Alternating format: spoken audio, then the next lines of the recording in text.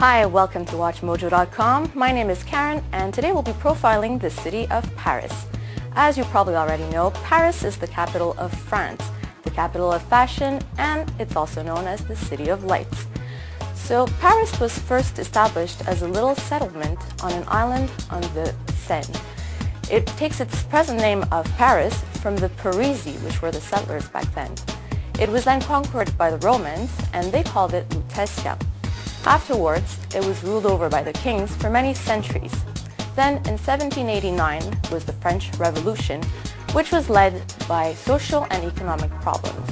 And Paris as we know it today, with its grand boulevards and its present architecture, was built by the Baron von Haussmann under Napoleon III. Now if you're planning on visiting Paris, you'll be very happy to know that there's a lot to do and a lot to see in that city.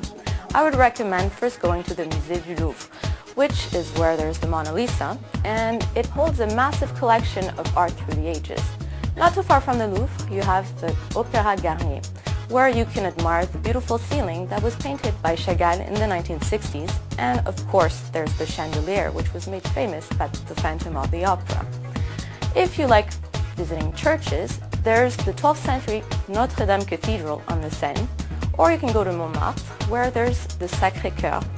Montmartre is also very famous for its artists. That's where Picasso and Van Gogh used to work. Now, if you'd like to see how Marie Antoinette used to live her lifestyle, why don't you head to Versailles? You can also stroll in the nice, beautiful gardens. And if you're fed up of museums and monuments, why don't you just take a day and go to Euro Disney? Now, there's a lot of things that you should not miss, especially if it's your first time in Paris. Of course, the Eiffel Tower. Now, I would suggest going either early in the morning or later in the evening because the lines could get pretty long. Afterwards, you could head to the Arc de Triomphe, which was built by Napoleon Bonaparte.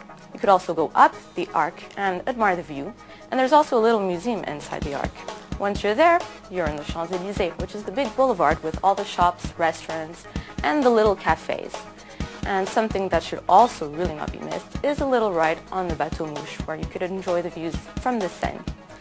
Now, a couple of important dates to note would be, if you're a big shopaholic, I would suggest visiting Paris in either January or July, where you can take advantage of the huge sales. And if you're also there in July, July 14th is the national holiday. They usually have parades going on the Champs-Élysées. And if you're going around Christmas, you'll be able to enjoy the window displays they usually have at the Galeries Lafayette, which are the big department stores in Paris. Now, some famous Parisians would include authors Émile Zola and Victor Hugo, painter Claude Monet, singers Charles Aznavour and Edith Piaf, filmmaker François Truffaut, and actresses Brigitte Bardot, Sophie Marceau, and Juliette Binoche.